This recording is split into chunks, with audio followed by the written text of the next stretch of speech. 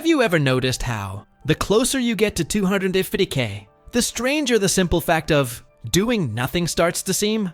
Until recently, your mind was in permanent hunting mode, always looking for the next opportunity, the next promising asset, the next move that could accelerate wealth building. It was natural. It was almost automatic. After all, every investor in the growth phase learns that standing still is dangerous, that opportunity doesn't wait, that those who delay lose ground. But then, something starts to change. And that change is frightening, because when you approach that invisible point, something no one warned you about happens. That constant urgency begins to diminish. The impulse to seek new opportunities no longer comes with the same force. And instead of relief, what appears is a silent discomfort, a question that isn't spoken aloud, but echoes inside. Am I becoming complacent? Have you ever experienced this? That strange feeling of doing less, even though you have more at stake.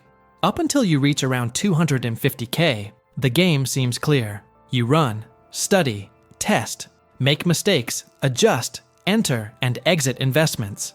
There's movement, there's noise, there's a constant feeling of progress.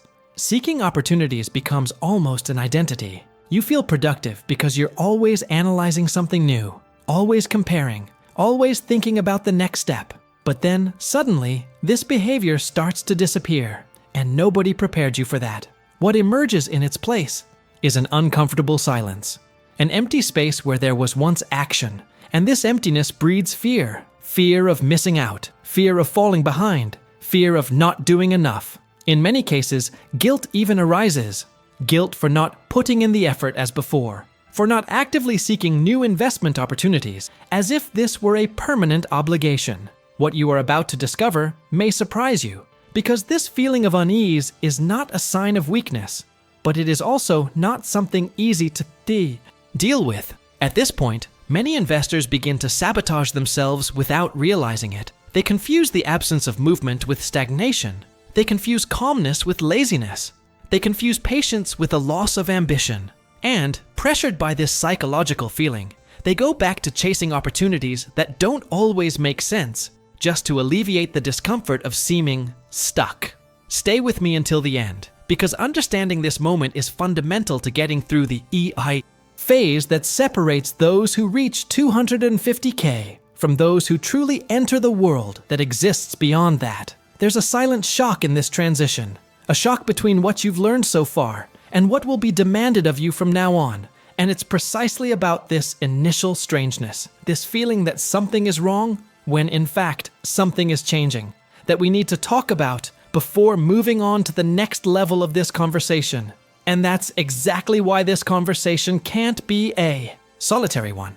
Because this strangeness, this confusing feeling of doing less when, in fact, you're entering a more sensitive phase of wealth building, doesn't just happen to you. It happens to many people, but almost no one talks about it openly. If this topic resonates with you, if you've ever felt this silent discomfort, leave a comment below about what has resonated with you so far. Sometimes, writing a simple sentence helps organize what's going through your head, and it can help other people who are experiencing the exact same thing. Meanwhile, if this kind of reflection made you stop for a few seconds and think differently about money, about investing, and about this invisible game after 250K, consider leaving a like. It seems like a small detail, but it's what signals that this type of content needs to continue existing and reach more people who are at this delicate point in their journey. Your participation here is what makes this channel grow and reach those who still think they are doing something wrong, when in reality, they are just entering a new phase. And if you feel this channel speaks to you, if you want to continue exploring this world that only appears after a certain level of wealth, subscribe. Not as an automatic click, but as a conscious choice to follow this deeper, quieter, and more real content about wealth building.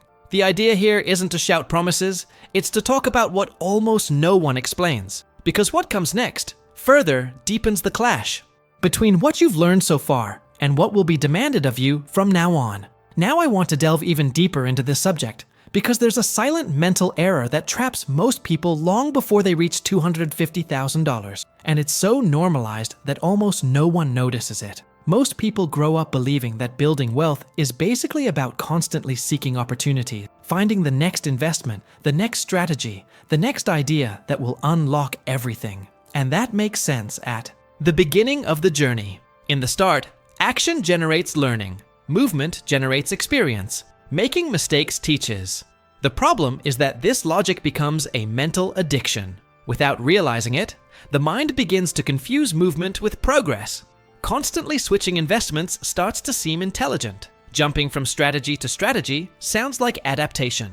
Always doing something generates a constant feeling of control, as if you were in absolute command of your own financial journey. But in practice, you are often just busy, not necessarily advancing. This is one of the less talked about behind-the-scenes aspects of wealth building. Constant activity can mask the absence of truly strategic decisions. Before reaching 250K, the mindset is trained to act, react, adjust, and move. There's almost an unconscious fear of standing still, as if the absence of action were synonymous with regression. And this creates a dangerous pattern. The person spends more time making small decisions than sustaining large decisions over time. They enter, exit, adjust, change, optimize, but rarely remain. The hidden truth here is that remaining still is much more difficult than acting. Many investors get stuck in this phase because it provides an immediate emotional reward. Every new opportunity analyzed generates dopamine. Every change of course creates the feeling of progress. But wealth doesn't respond to anxiety, it responds to consistency. And this clash between expectation and reality is one of the biggest filters on the journey. Those who don't realize this early on end up living in an endless cycle of adjustments, always too busy to notice they're going in circles.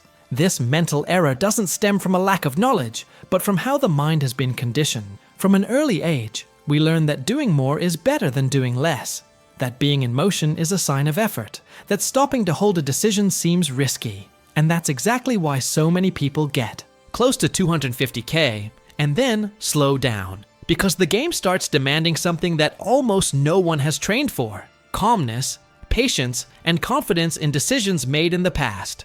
The impact of this goes far beyond the numbers.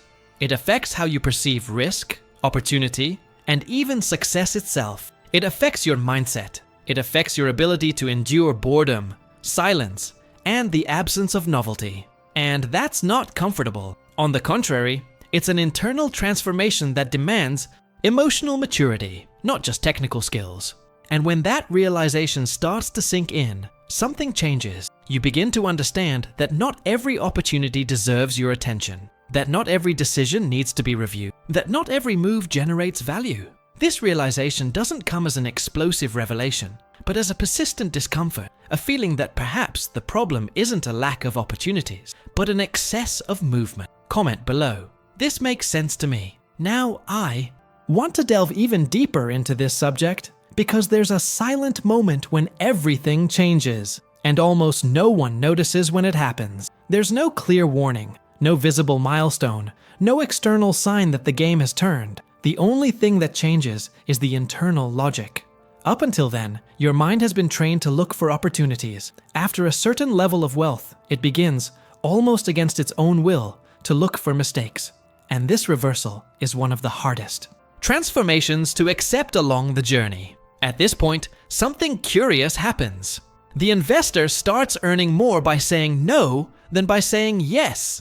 Not because they've become more demanding out of vanity, but because they've understood, behind the scenes, that preserving good decisions is more powerful than piling up mediocre ones. Strategic silence begins to occupy the space that was previously filled by constant movement. And, for those who have spent years associating action with progress, this silence seems dangerous. The hidden truth is that, after a certain point, the negative impact of a mistake far outweighs the positive impact of a good opportunity. A major slip-up can erase years of work. An impulsive decision can destroy something that took time, discipline, and energy to build. That's why more mature investors spend more time observing, filtering, and rejecting than entering into something new. It's not a lack of ambition, it's clarity. This phase demands a different mindset. It requires accepting that not every opportunity needs to be seized. It requires enduring the uncomfortable feeling of being left out of something that everyone is talking about.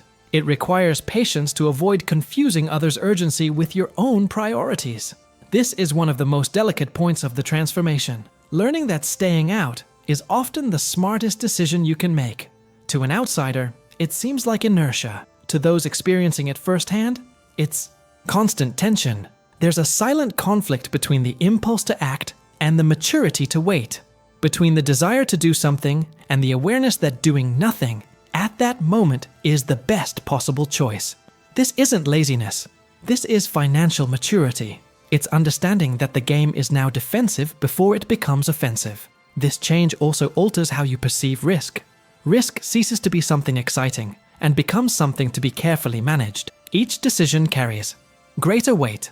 Each choice needs to justify not only the potential gain, but also the cost of failure. It's a less noisy, less visible journey, and, precisely for that reason, less understood by those still stuck in the phase of constant movement. And the most curious thing is that nobody teaches you this explicitly. This perception emerges gradually, almost like an intimate revelation. One day you realize you're less interested in novelty and more attentive to consistency, less attracted to promises and more committed to processes, less worried about doing something now, and more focused on not ruining what has already been built. Comment below.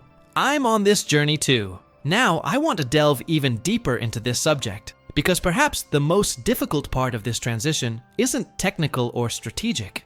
It's emotional. Even those who reach the point feel fear, and this fear is silent, almost embarrassing, because theoretically, everything is going well. The assets have grown, past decisions have worked, the risk is more controlled, yet inside, something is bothering you. There's a lack of adrenaline. There's a lack of that feeling of being in the game all the time. There's even a lack of things to talk about, because the excitement of a new bet, a new turnaround, a new promise is gone. For a long time, movement was the emotional fuel of the journey. Analyzing, buying, selling, adjusting, changing course.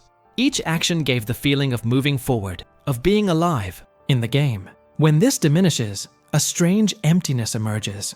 A silence that doesn't seem like progress, but rather a pause. And the mind, accustomed to associating action with personal value, begins to question everything. Am I slowing down? Am I missing opportunities? Have I stopped in time? This is the hidden truth that almost no one admits. The discomfort arises precisely because this phase demands an internal transformation. Less external stimulation, more stability, less emotion, more responsibility, fewer stories to tell, more decisions sustained in the long term. For many people, this sounds like boredom. And boredom, for a mind trained in urgency, is almost unbearable. That's where the silent sabotage begins. Many investors, even after reaching this level, start churning their portfolios unnecessarily again. They take on risks that no longer match their current stage. They accept bad deals, poorly structured proposals, investments that haven't passed the same screening process as before, all to feel the sensation of movement again. Not because it makes sense, but because the silence is unsettling. The impact of this is devastating because it doesn't stem from ignorance. It stems from anxiety. There's also a hidden social fear in all of this. Less movement means less to show for, less external validation, less of a "I'm doing something amazing right now" narrative. The journey becomes more solitary, and not everyone is emotionally prepared for that. Financial maturity comes at a psychological price. Learning to be okay even when nothing new is happening. This phase is frightening because it shatters an old illusion that success always seems exciting. The reality is that at higher levels of wealth, success looks much more like routine, discipline, and quiet decisions. There are no applause. There is no constant euphoria. There is responsibility. There is care. There is a greater weight in each choice.